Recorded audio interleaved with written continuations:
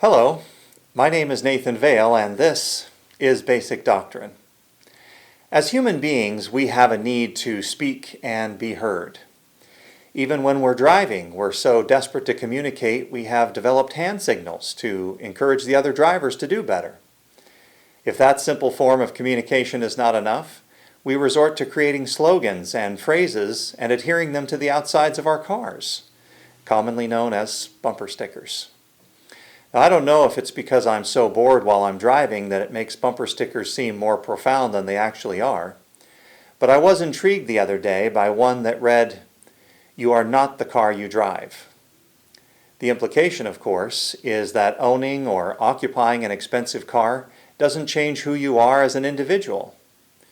Driving a Porsche doesn't give you more rights on the road than someone in a Honda or a Toyota.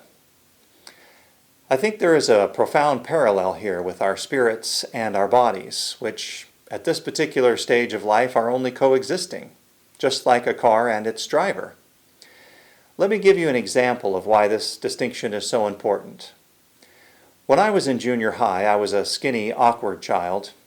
I played on the volleyball team. Well, to be accurate, I was allowed to be on the volleyball team.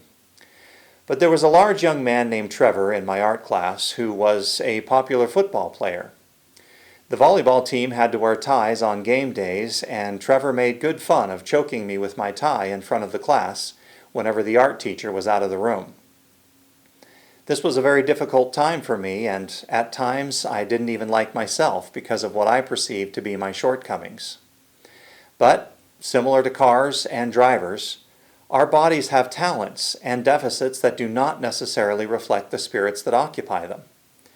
In fact, these bodies are a reflection of temporal circumstances that the Lord has seen fit to allow during this life for the sole purpose of individual learning. When we die, only our knowledge will rise with our spirits. There will be no famous sports stars or beautiful movie actresses parading past the pearly gates on account of their fame or talents on earth. If anything, the preoccupation with these worldly things may well have robbed us of our opportunity to grow spiritually in this life. There is great truth in the saying, we are not humans having a spiritual experience. We are spirits having a human experience. It is the human part of that equation that is temporary. It is a shame when someone is born with so much talent or so much wealth that it ruins them as individuals and destroys their ability to glean any useful experiences from this life. Now, I'm not saying that it is a bad thing to have talent or that owning a car in any way makes you a bad person. But you have to ask yourself figuratively, are you driving the car or is the car driving you?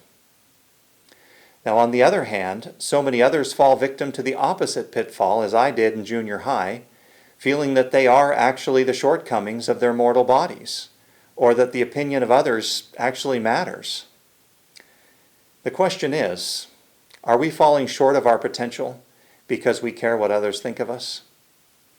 Both fame and folly are tools used at times by the adversary to prevent us from having experiences we have come here to have.